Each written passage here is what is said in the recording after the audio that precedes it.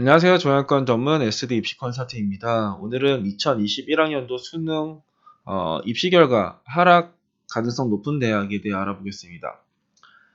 제일 먼저 서울 지역에서는 덕성여대가 있는데요. 덕성여대는 작년에 입시 결과가 일단 낮아요. 그 입시 결과 너무 낮고 그리고 그러니까 올해 변화된 게 없어도 이 입시 결과 낮은 것 때문에도 몰릴 수 있는데 올해는 영어 반영 비율이 이제 증가를 했습니다.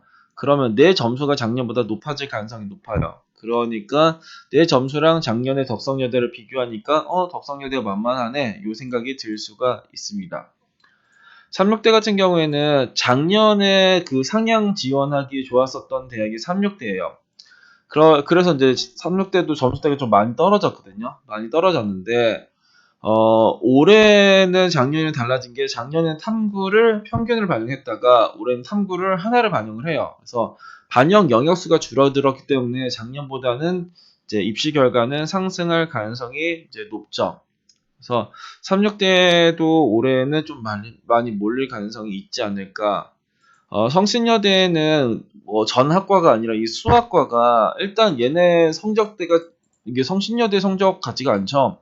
엄청나게 낮아 있고 그리고 플러스 수학 가산점이 작년에는 10%에서 올해는 20%로 이제 증가를 하였다. 그래서 성신여대 수학과를 지원할 때는 이제 좀 조심을 하셔야 될 것 같아요.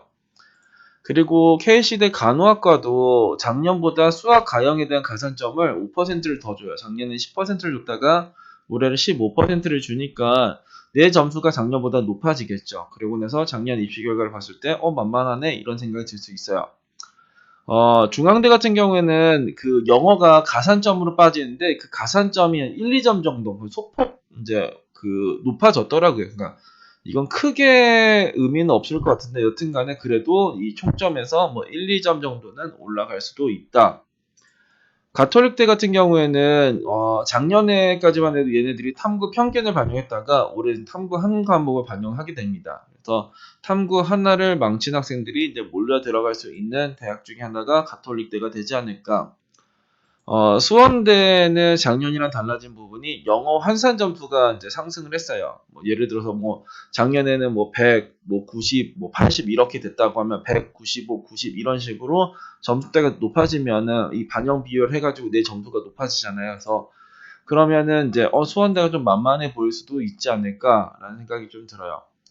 차이과학대 간호학과 같은 경우에는 작년에는 수영탐 고정을 했어요. 수영탐 이렇게 했는데 올해는 수영 고정이 국탐택일 그러니까 그 어떤 조합이 생기냐면 수영탐 플러스 국수영 이런 조합이 생길 수가 있어요. 그래서 작년보다 조합이 좀 더 생겼으니까 입시 결과는 높아질 가능성이 있다.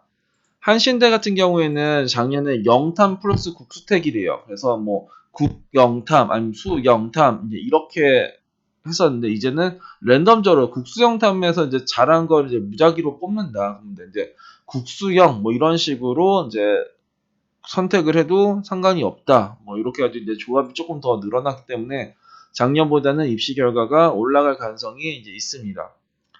한양대 에리카 같은 경우에는 이 건축학부랑 교통물류, 산업경영, 그 ICT를 따로따로 뽑았어요. 그 문과, 이과 따로따로 뽑았다가 올해는 이제 같이 뽑으면서 가산점을 이제 주는 학과라서 작년보다는 입시 결과가 올라갈 가능성이 있다라고 보시면 되고요. 가천대 같은 경우에는 작년에는 국어, 수학, 영어, 탐구, 한국사 이제 이렇게 반영했는데 국어 수학의 반영 비율이 고정이 되어 있었어요. 근데 올해는 문과든 이과든 상관없이 국어 수학 중에서 잘한 거를 35%, 못한 거를 25%인가. 여튼간에 이렇게 유도리 있게 이제 그 반영을 해요. 결국 한국사가 작년에 반영 비율에서 빠진 거는 입시 결과가 하락의 요소지만 이 국어 수학 중에서 잘한 거를 이제 35% 반영한다라는 거는 상승의 요소가 되지 않을까라는 생각이 들어요.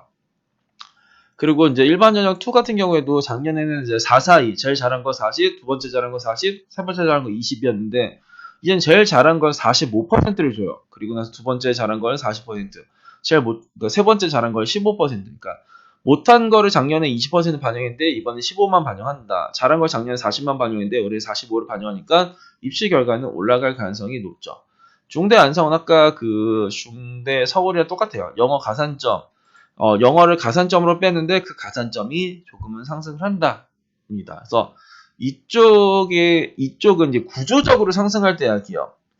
이 대학은 구조적으로 이번에는 탐구가 평균에서 하나로 이제 가산점 많이 주고 어떻게 해가지고 구조적으로 이번에 입시 결과가 상승할 대학인 것이고요.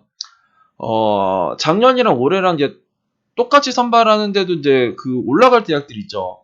입시 결과 작년에 엄청나게 낮았다던가 그런 대학들이 있다란 대표적인 대학으로는 이제 명지대가 될 테고요. 작년이랑 올해랑 전형의 변함은 없지만 입시 결과는 대폭 상승할 것이다. 이런 식의 뭔가 그런 식의 입시 결과 상승의 대학은 훨씬 더 많지만 구조적으로 이번 시즌에 입시 결과가 상승할 대학은 서울 경기 지역에는 이 정도가 되지 않을까라고 생각이 듭니다. 감사합니다.